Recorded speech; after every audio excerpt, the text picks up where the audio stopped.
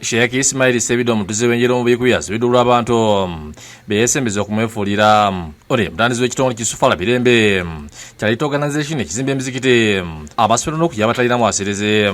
Sheikh Sebido agamba nti batandika ekitongole kino yasembeza mikwano giye kulinda nyumba Faizo ne badola Fahad bakulinda wabula waita kasira katonda bamwefuulira ne bamutwalako ekitongole ng'agamba nti bajingirira ebiwandiiko n'omukono gwe. Bana bayingiza ku mirimu kitali gimu mu kitongole oluvannyuma bakola olukujjukujju ne bagenda mu RSB ne bafoojinga omukono gwange ne bagenda ne mu banka ne batwala resolution yali eraga nti nze bamaze okunzijjako obwa director.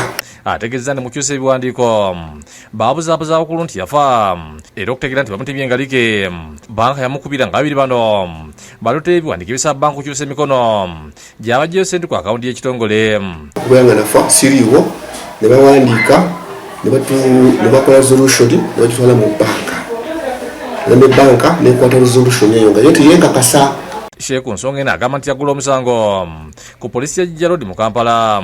Era emisango gya forgery egyo gyatwalibwa ku Jijja Road Police Station e Kampala era giri kunoonyerezebwako. Ategeeza nti mikwano gye tebakomye kweddiza ekitongole wabula bulumbye n'ebintu bye yakola ng'omuntu n'obaagala kubitwala. Bino biri mu essomero lya Sulayina Sofara Primary School Enjero okuli ne Masigede Sulayina. Obwannannyini bw'ekifo kino n'empapula zonna ziraga ekitongole kino ekifo kino kiri mu mikono gyange era nze abadde alabirira ekifo kino okuva mu ntandiko yakyo paka olwaleero.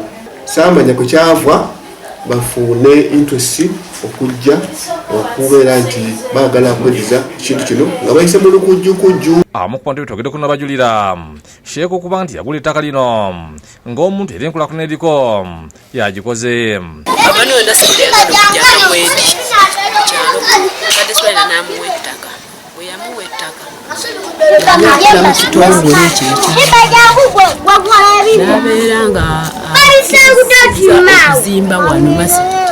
Abazadde mu kitundu balaze okutendekana ku ssomero lyabwe zijja kukosa ebyenjigiriza mu kitundu. Abaana batandise okusoma naffe mubatonemerezaamu abasaba yakakati abaana batandise neya saluna saina bali mu Qur'ani. Bw'ojje mu kyalo oyagala okole ki odde mu kyalo naye nga tekyandibadde kirungi muno okuba nti akusembeza ate n'omufuukira omusota. Naye mubeera mu mpisa ey'okusoma kwa duniya omuntu ayawukana nga mubadde mutambula bulungi ne muno oyawukana naye ekikolwa ekyo kibi. Nannyumba Faizo omu ku bakulira ekitongole awakanyiza ebyogerwa Sheikh Sebido nti baagala okumyako essomero lye.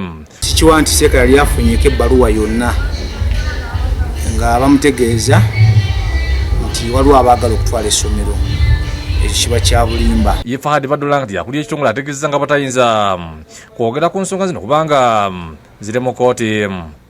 Kati n'olwekyo amateeka teganzikirizibwa kubyogerako okunya nga kooti etwadde oda mubyogereko.